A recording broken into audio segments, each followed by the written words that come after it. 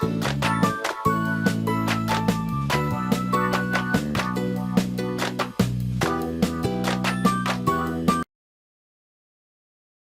the very outset, I want to announce that today's assignment is a video presentation on the poem entitled Dust of Snow.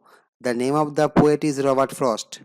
The topic to be covered in this video presentation is short answer type questions and their answers from the poem which I have just mentioned. That is, the name of the poem is Dust of Snow and the name of the poet is Robert Frost. Now I welcome you all to my educational channel. The name of my educational channel is Priyankar Dotto. Here you will find video presentations on English language and literature of school level, college level, as well as of competitive examinations. Now we shall move to the main focus of the video presentation, that is, we shall look at the probable very short answer type questions from this poem, and we also shall know what the answers of those questions may be. Now, as the subheading suggests, the first question is from the first stanza of the poem, and the question is, what did the crow do? The answer is, the crow sat on a hemlock tree. The tree was covered with snow. The said act of the crow caused movement in the tree. As a result, small particles of snow fell down from the tree and deposited on the poet who was under it. The second question which may be set from this stanza is, what role does the hemlock tree play here? The answer of the question is, the hemlock tree initially protects the poet against snowfall. Though the topmost part of the tree acts as a reservoir of flakes of snow, it does the said work adequately. However, the perching of the crow on it and the resultant movement of its branches leaves it vulnerable. Here is a typing mistake. I have corrected it here. Now we shall move to the next question from this stanza.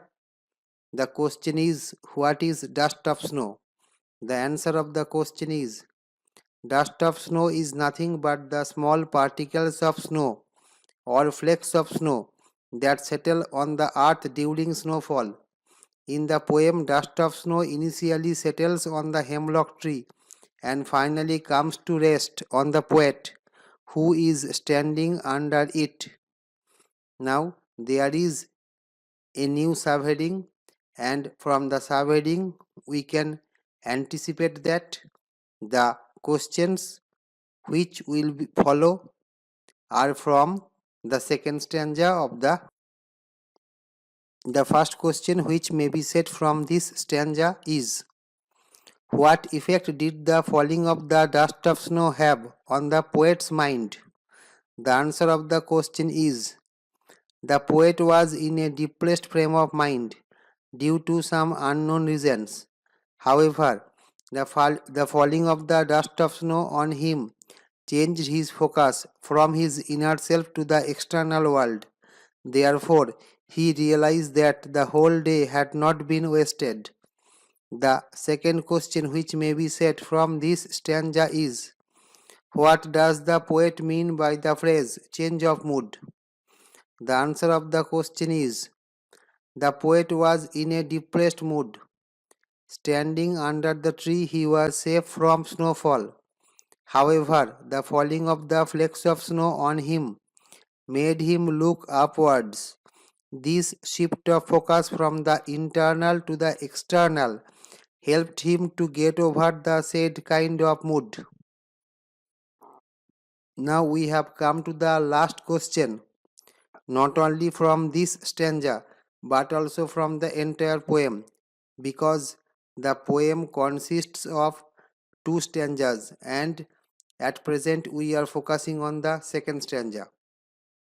The question is, what had the poet rued and why? The answer is, the poet had rued that the day was to him nothing but a waste of time. The poet said so because he was in a depressed state of mind.